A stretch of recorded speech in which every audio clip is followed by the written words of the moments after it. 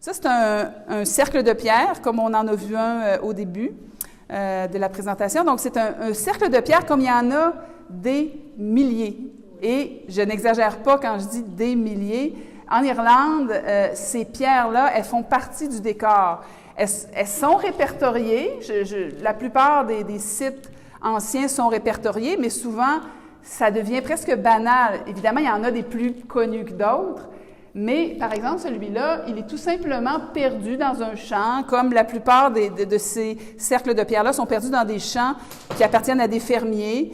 Et ce qui rend, en fait, ces pierres-là fascinantes, c'est les motifs qu'on y trouve, qui sont principalement des cercles circulaires, des spirales qui reviennent et qui nous parlent un petit peu de la façon de penser de ces gens-là. Parce qu'évidemment, on est dans la préhistoire.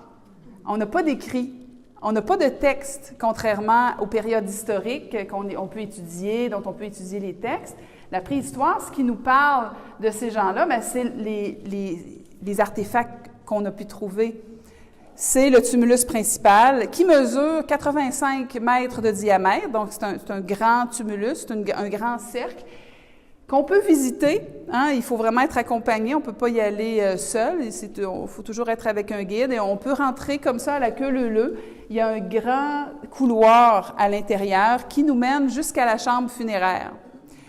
Et cette chambre funéraire-là, normalement, elle est sombre, sauf à un moment de l'année, un moment très spécial de l'année, c'est au solstice d'hiver, le jour le plus court.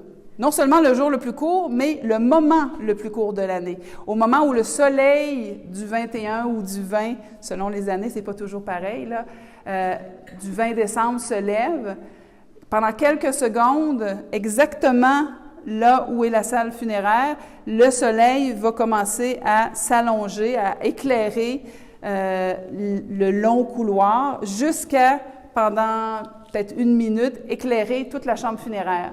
Et toute la France était celtique. Hein? Ce qu'on appelle la Gaule, en fait, ce sont des peuples celtes.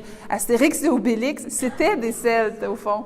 Donc, les druides allumaient des immenses feux et on faisait passer les troupeaux entre ces feux-là pour les purifier. On pensait que le feu avait cette capacité, en fait, cet attribut de purifier le bétail.